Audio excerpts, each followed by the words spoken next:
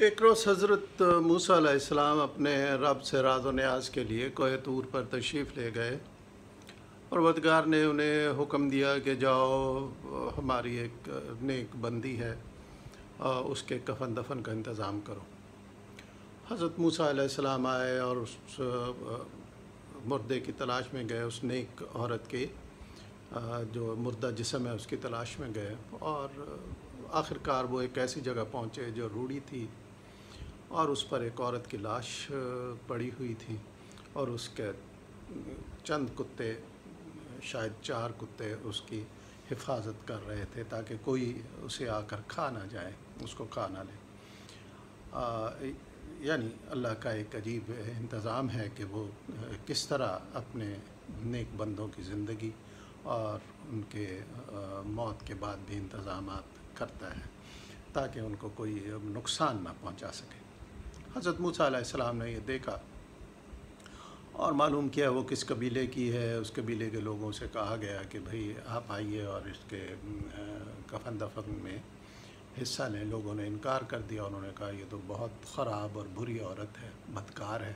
لہٰذا ہم ایسا کام نہیں کریں گے۔ حضرت موسیٰ علیہ السلام نے اس معاملے میں اپنی بہن سے کہا، اور پھر ان کی مدد سے ان کا مرحومہ کا غسل کیا گیا، کفن دفن کیا گیا، اور پھر ان کو دفنا دیا گیا۔ القصہ مختصر۔ حضرت موسیٰ علیہ السلام کے اس فعل سے ان کے جو ماننے والے تھے، پیروکار تھے، وہ بہت دل برداشتہ ہوئے۔ حضرت موسیٰ علیہ السلام کے پاس آئے اور انہوں نے کہا کہ یہ ایسی بدکار عورت تھی جسے ہم نے ایک طرف پھینک دیا تھا، اس سے کوئی تعلق نہیں رکھتے تھے، آپ نے اس کو اتنا اعزاز بخشا کہ اس کو غسل دیا، کفن دفن دیا، اور پھر خود اسے دفنایا بھی، تو اس کی وجہ بتائیے، اگر نہیں تو پھر ہم آپ کا جو دین ہے، راستہ، اس کو چھوڑ دیں گے۔ تو حضرت موسیٰ علیہ السلام نے کہا ٹھیک ہے، میں اللہ تعالیٰ سے وجہ پوچھوں گا، کیونکہ مجھے تو پروردگار نے کہا تھا، میں نے اس طرح اس پہ عمل کر دیا جو اس نے کہا۔ تو حضرت موسیٰ علیہ السلام جب کوہ طور پر تشریف لے گئے، اور پھر انہوں نے پوچھا کہ پاک پروردگار سے کہا کہ میری قوم کے لوگوں نے ایسے کہا ہے، وہ تو ایک بہت بدکار اور بری عورت تھی، اور میرے اللہ تیرا حکم تھا کہ اس کو دفنایا جائے۔ پاک پروردگار نے کہا کہ یہ درست ہے کہ وہ بدکار تھی، لیکن ایک بار ایسا ہوا کہ وہ آ رہی تھی اور اس نے یہ دیکھا کہ ایک کتا بہت پیاس سے مرنے کے قریب تھا، پیڑیاں قسم کے پنجے اپنے پاؤں زمین پہ رگڑ رہا تھا، موت کے قریب تھا۔ تو اس عورت کو بڑا ترس آیا، اس نے اپنے کپڑے کو کنویں میں ڈالا، اس کو اس میں بھگویا، اور بھگونے کے بعد اس کتے کو پانی پلایا۔ اس کا یہ عمل مجھے بہت پسند آیا اور اس کے تمام گناہ معاف کر دیے گئے، اس لیے اس کو یہ اعزاز بخشا گیا اور معاف کر دیا گیا، اس کے پچھلے تمام گناہوں کو معاف کر دیا گیا۔ حضرت موسیٰ علیہ السلام نے ساری یہ بات آ کر اپنے جو لوگ تھے ان کو یہ بتا دی۔ اب یہاں سے ہمیں یہ سبق ملتا ہے کہ دیکھو، اچھائی اور نیکی کرتے ہوئے یہ صرف یہ نہیں ہے کہ یہ صرف انسانوں کا ہی حق ہے کہ ہم انسانوں کا ہی کام آئے، ان کا ہی خیال کریں، لیکن اللہ کی تو مخلوق انسانوں کے علاوہ بھی ہے، ہمیں ان کا بھی خیال کرنا چاہیے۔ لوگ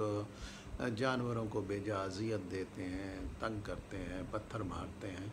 تو یہ غلط بات ہے، ایسا نہیں کرنا چاہیے، بلکہ ہمیں ان کا خیال کرنا چاہیے، ہمیں ان کو کچھ کھانے پینے کے لیے ہم دے سکیں تو ہمیں دینا چاہیے،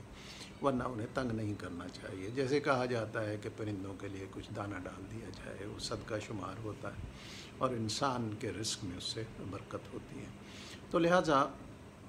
ہم یہاں سے یہ سیکھتے ہیں کہ ہمیں کسی بھی ایک چھوٹے کام کو چھوٹا نہیں سمجھنا چاہیے۔ کوئی بھی ایک چھوٹا کام اپنے اثر میں زیادہ ہو سکتا ہے۔ وہ کام جو نیک نیتی سے کیا جائے، دل سے کیا جائے، دل کے تمام اچھے جذبات کے تحت کیا جائے، تو ایک چھوٹا سا بھی کام انسان کی تمام عمر کے گناہوں کو دھو دیتا ہے، اور وہ شخص اللہ کی بارگاہ میں پسندیدہ ہو جاتا ہے، اس کے گناہ معاف کر دیے جاتے ہیں۔ تو لہٰذا ہمیں چاہیے کہ ہم چھوٹا سے چھوٹا کام